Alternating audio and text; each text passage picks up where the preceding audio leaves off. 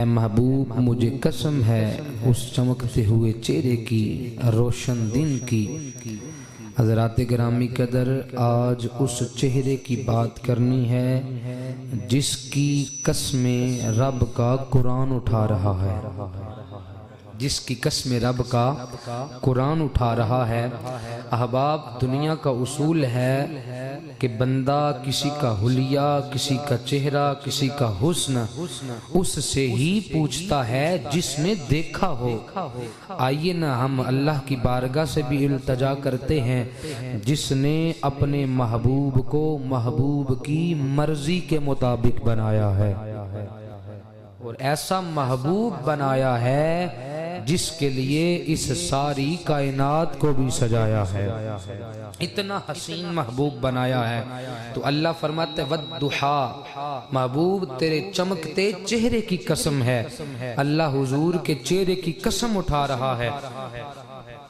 اللہ فرماتا اِنَّكَ بِأَعْيُنِنَا، اے سونیاں تم ہماری نگاہوں میں رہتے ہو، تم ہماری نظروں میں رہتے ہو، اللہ فرما رہا ہے۔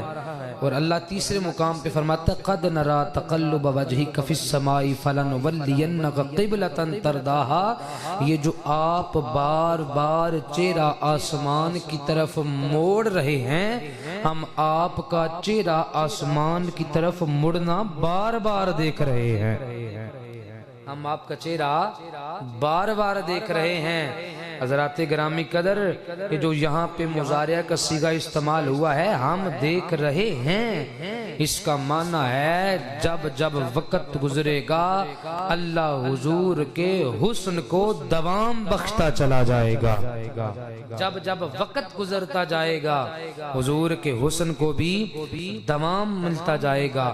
آئیے احباب، پہلی حدیث مبارکہ بخاری شریف کی حدیث مبارکہ ہے، ان سے پوچھتے ہیں نا جنہوں نے نبی پاک سرکار کے چہرے کی زیارت کر کے صحابی رسول ہونے کا شرف حاصل کیا ہے۔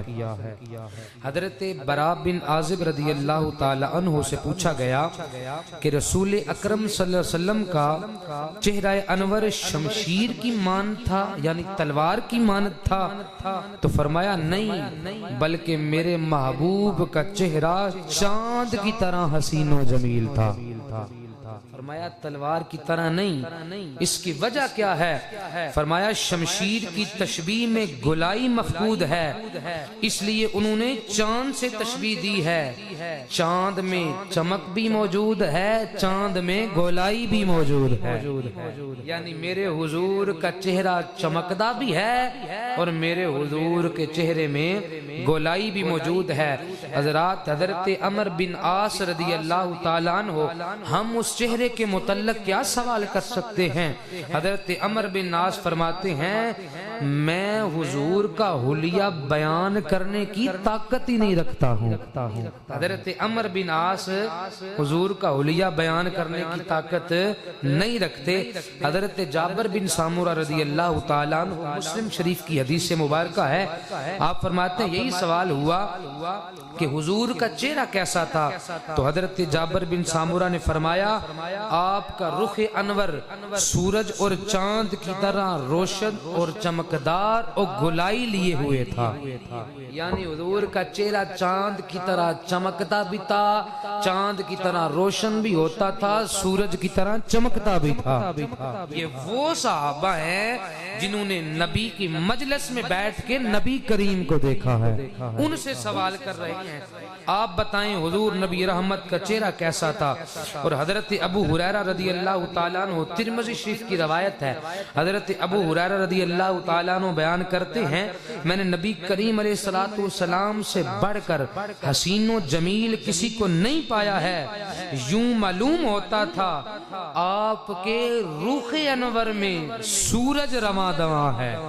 پتہ چلا ہے چاند بھی چہرہ مصطفیٰ سے روشنی لے کے چمکتا ہے، سورج بھی چہرہ مصطفیٰ سے روشنی لے کے چمکتا ہے. اتنا حسین چہرہ ہے. حضرات گرامی قدر حضرت حسان بن ثابت نے حضرت حضور نبی کریم کا چہرہ دیکھا ہے. وَأَحْسَنُ مِنْكَ لَمْ تَرَ قَطُّ عَيْنِي وَأَجْمَلُ مِنْكَ لَمْ تَلِدِ النِّسَاءُ خُلِقْتَ مُبَرَّأً مِنْ كُلِّ عَيْبٍ كَأَنَّكَ قَدْ خُلِقْتَ كَمَا تَشَاءُ. حضرت حسان بن ثابت فرماتے ہیں یا رسول اللہ آپ جیسا حسین میری آنکھ نے دیکھا ہی نہیں ہے اور آپ جیسا حسین کسی ماں نے جنا ہی نہیں ہے. کَأَنَّكَ خُلِقْتَ مُبَرَّأً مِنْ كُلِّ عَيْبٍ. اور اگلی بات حضرت حسان نے واقعہ کی قلم توڑا ہے. خُلِقْتَ مُبَرَّأً مِنْ كُلِّ عَيْبٍ. فرمایا سونیا اللہ نے آپ کو ہر عیب سے پاک پیدا فرمایا ہے, ہر عیب سے مبرہ پیدا فرمایا ہے. اور اگلی بات کَأَنَّكَ قَدْ خُلِقْتَ كَمَا تَشَاءُ. سونیا گویا کہ جس طرح آپ نے چاہیا ہے اللہ نے اسی طرح آپ کو بنایا ہے. سرے کارے جیا سونا آیا نیونا سرے کارے جیا سونا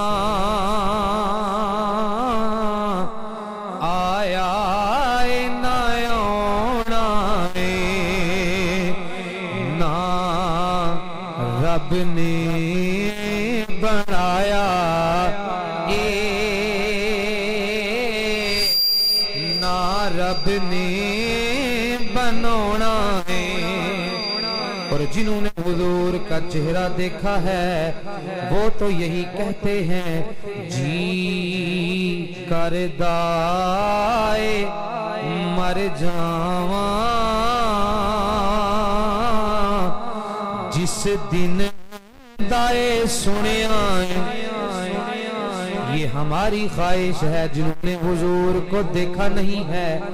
ہمیں تو پتا ہے جب قبر میں جانا ہے کملی والے نے آنا ہے. جی کردائے مر جاواں جس دن دائے سنے آئیں وچ قبر دے آقا نے دیدار کرانا ہے. وچ قبر دے آقا نے دیدار کرانا ہے. آؤ میرے پاک نبی کے غلاموں ذرا غور تو کرو نا میرے پروردگار نے حضور کے چہرے کو کتنا حسین بنایا ہے.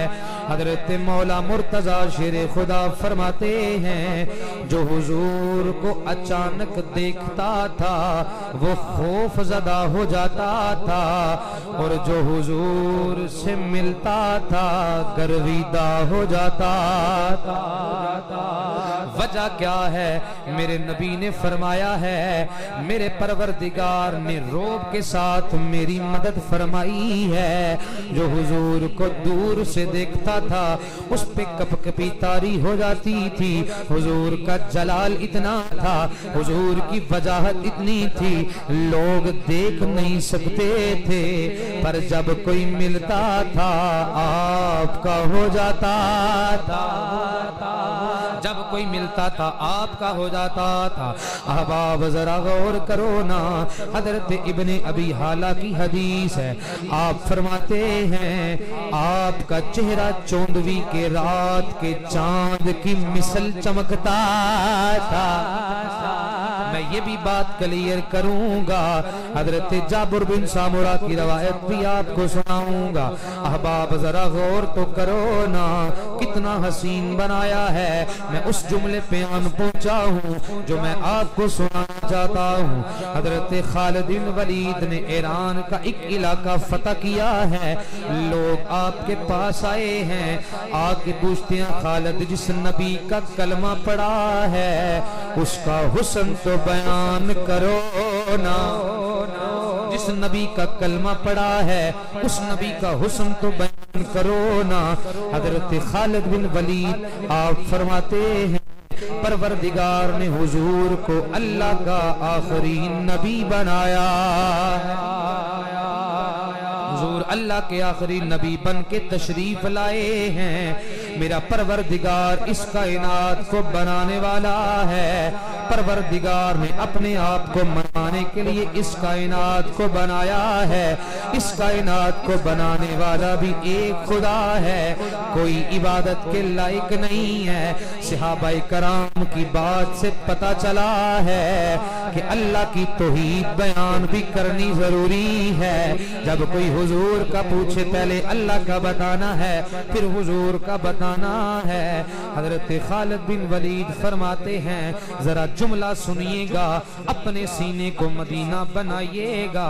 حضرت خالد بن ولید فرماتے ہیں پروردگار نے اپنے آپ کو چھپایا ہے، حضور کو دکھایا ہے، اپنے آپ کو چھپایا ہے، حضور کو دکھایا ہے، حضور کو دکھا کے اپنے آپ کو منوایا ہے، حضور کو دکھا کے اپنے آپ کو منوایا ہے۔ اور ذرا غور تو کرو نا، آج بھی لوگ کسی سے ملاقات کے لیے جاتے ہیں، اس کے یار کو دیکھتے ہیں، اس کی بیٹھک کو دیکھتے ہیں، پھر اس کے ساتھ معاملات کرتے ہیں۔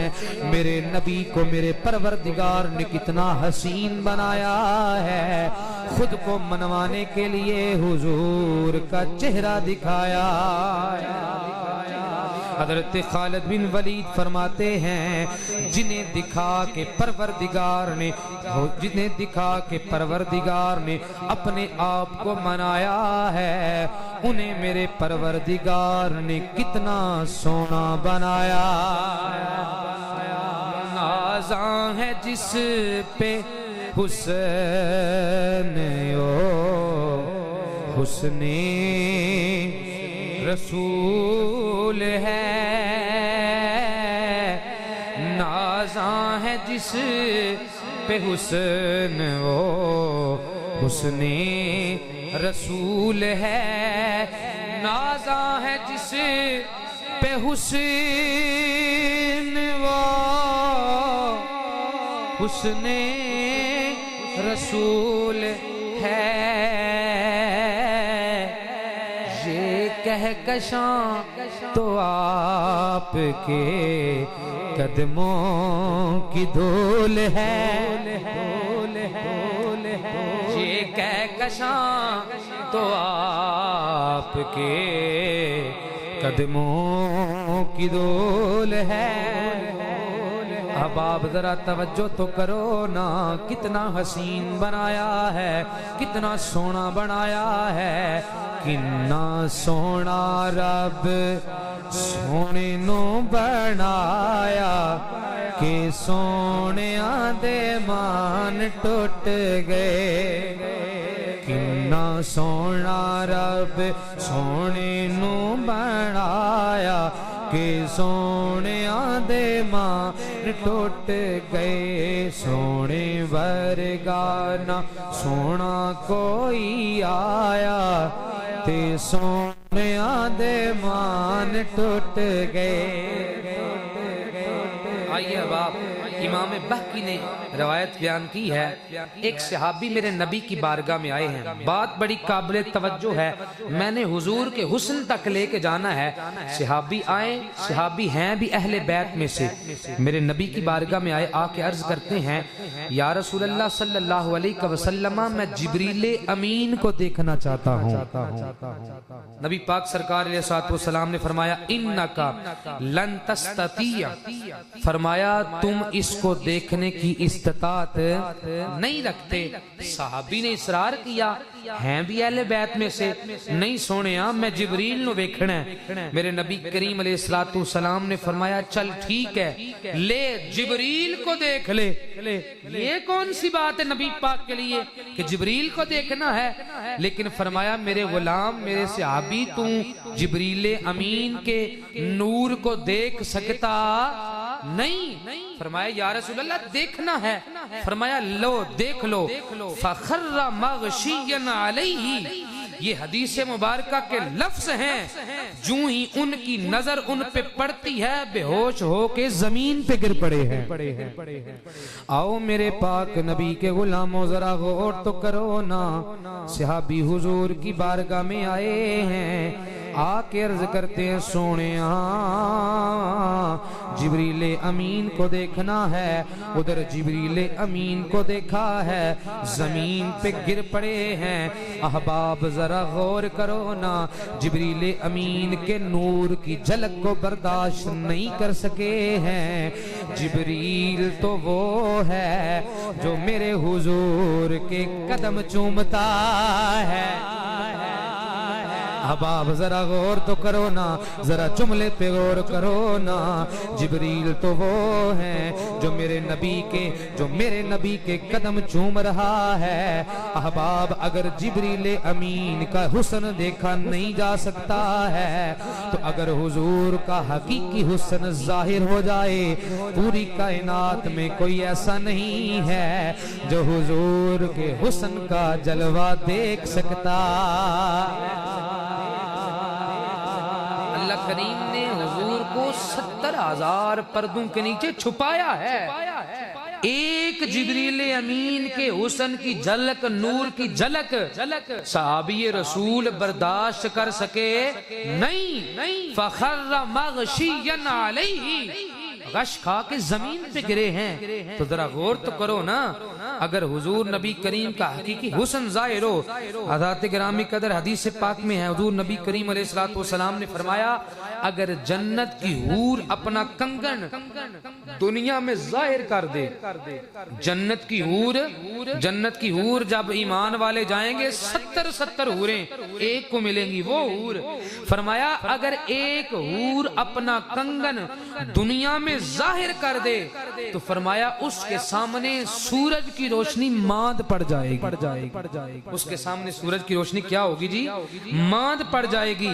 تو حضرات گرامی قدر ذرا غور تو کرو نا کہ نبی کریم علیہ السلام کے حسن کا عالم، نبی کریم علیہ السلام کے حسن کا عالم کیا ہے۔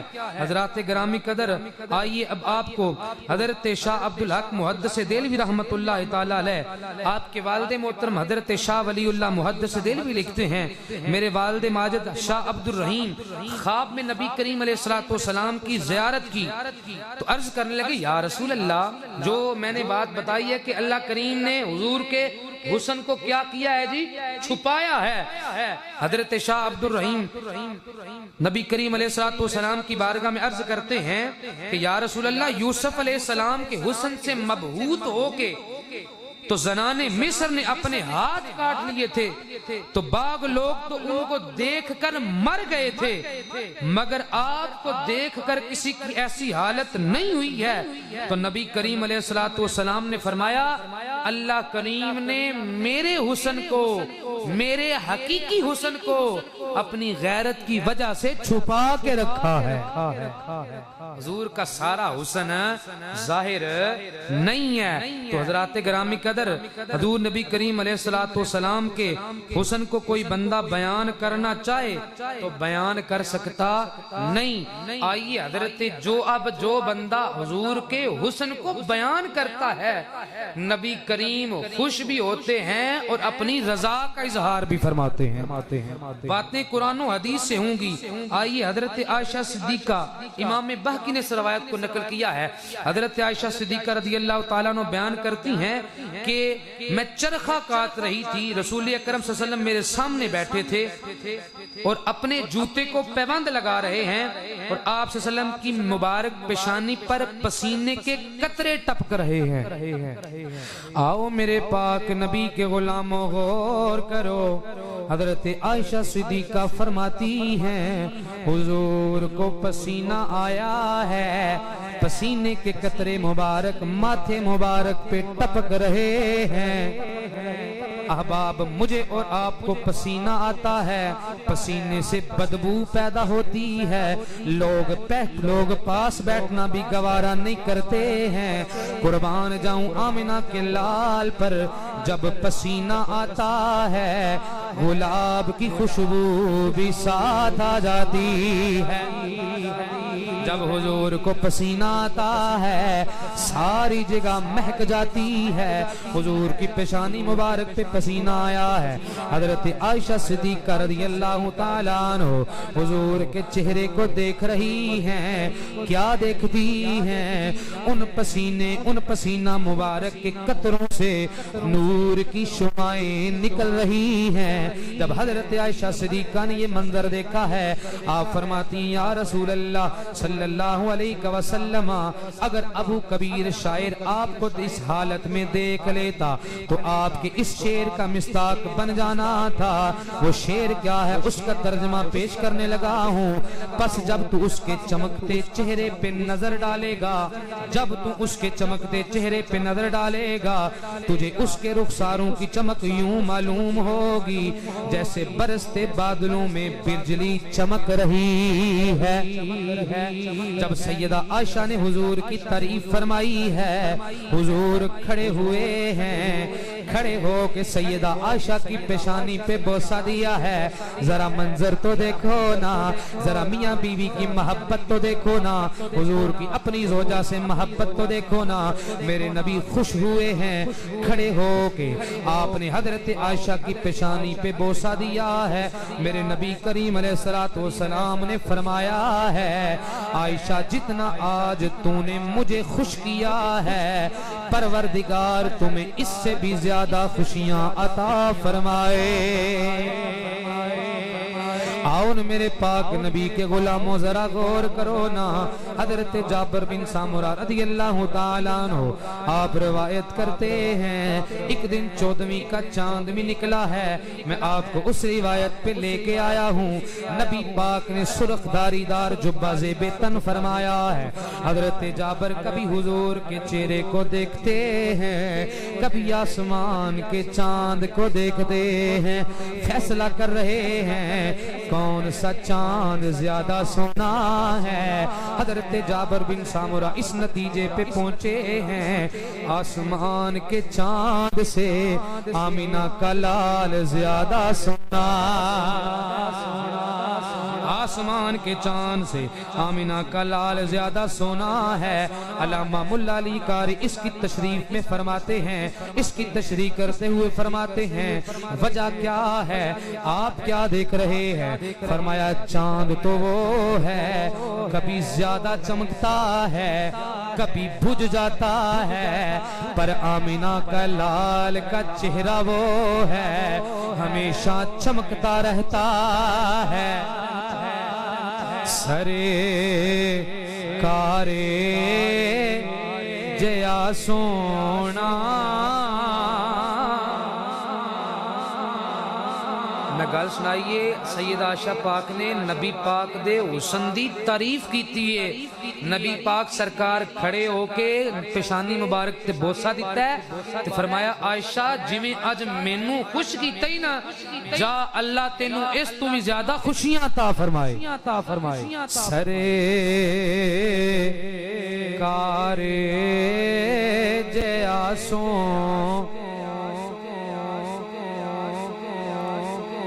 میں بھی ادھا گھنٹہ ہو گیا زور پہلا نا، تسی بھی پڑھ لو کوئی گل نہیں ہے۔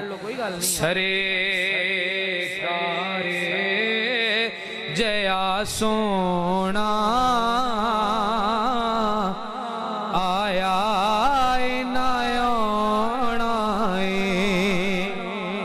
نہ رب نے بنایا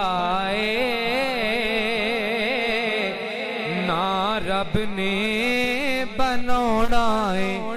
اور ہم ہاتھ بان کی عرض کرتے ہیں جی کردائے مر جاواں، جس دن دائے سنیا وچ قبر دے آقا نے دیدار کرانا ہے۔ جب اعلیٰ حضرت نے حضور کے چہرے کو دیکھا ہے، آپ نے قرآن کے الفاظ کاف ہا یا عین صاد اس کے ساتھ تشبیہ دی ہے۔ اعلیٰ حضرت فرماتے ہیں کاف گیسو ہا دہن یا ابرو آنکھیں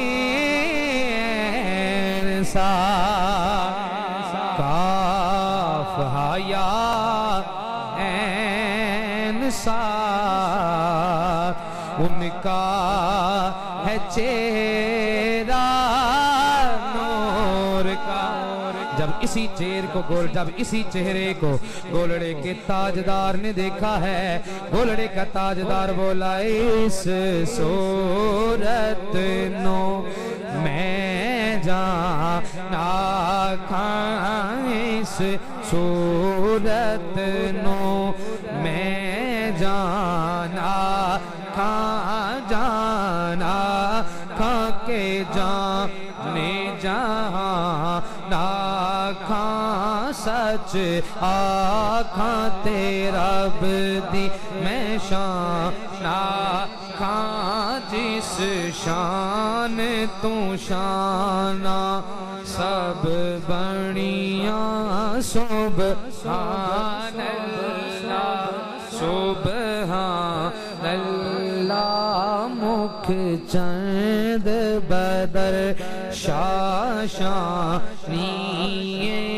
مت چمک دیلا نورانی کالی زلفت اک مستانی مغمور اکھی ہند مند بریاں سبحان اللہ سبحان اللہ ایہا صورت شالا پیش نظر روے وقت نزات روز حشر ایہا صورت شالا پیش نظر روے وقت نزات روز حشر وچ قبر تے پل تھی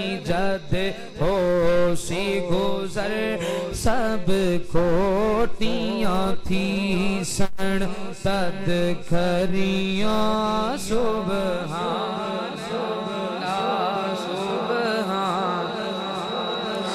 اور ابھی ہم نے حضور کملی والے کو دیکھا نہیں ہے، اور ہم تو یہاں پہ بیٹھ کے یہ اعلان کر رہے ہیں میرے سونیاں من مونیاں میرا تن بدن تیرے واسطے، میری سوچ وچ تیرے تذکرے میرا ہر سخن تیرے واسطے، میرا چین قرار تو میری شان تو وقار تو، تیرے دشمناں نال دشمنی تے میرا ہر سجن تیرے، اور ہن قبر دے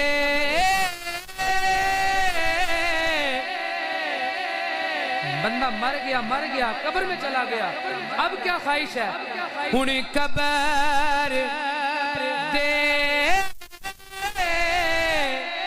وچ آوی جا حاکم دی من لے التجا، ہے ہر لباس اتار کے پایا کفن تیرے واسطے۔ جس نے بھی حضور کے حسن کو دیکھا ہے وہ حضور کے حسن کو دیکھتا ہی رہ گیا ہے۔ ہم تو دعا کر سکتے ہیں، ہم تو التجا کر سکتے ہیں کہ کدی وچ خواب دے ہووے نظارہ یا رسول اللہ، اسی تے دعا کر سکنے ہیں، ہم تو التجا کر سکتے ہیں، ہم تو التجا والے ہیں۔ اللہ دعاؤں کو قبول فرمانے والا ہے۔ یہ جمعۃ المبارک کے پر نور لمحات ہیں، ہم اللہ کی بارگاہ میں التجا کرتے ہیں۔ مولا جس چہرے کا آج ذکر کیا ہے، جب جان لبوں پہ ہو آخری سانسیں ہوں، اسی چہرے والے کا دیدار نصیب فرما دے۔ حضرات گرامی قدر، حضور کا حسن کو جس نے دیکھا ہے وہ دیکھتے ہی رہ گیا ہے، جس نے دیکھا ہے وہ حضور کے حسن بے مثال کو دیکھتے ہی رہ گیا ہے۔ اللہ کریم کی بارگاہ میں دعا ہے، اللہ کریم ہمیں حضور کے چہرہ مبارک کے ذکر کا صدقہ اللہ سب کے چہروں کو نور علی نور فرمائے۔ حضور کے ذکر کا صدقہ اللہ سب کے دلوں کو شاد و آباد فرمائے۔ وما علینا الا البلاغ المبین۔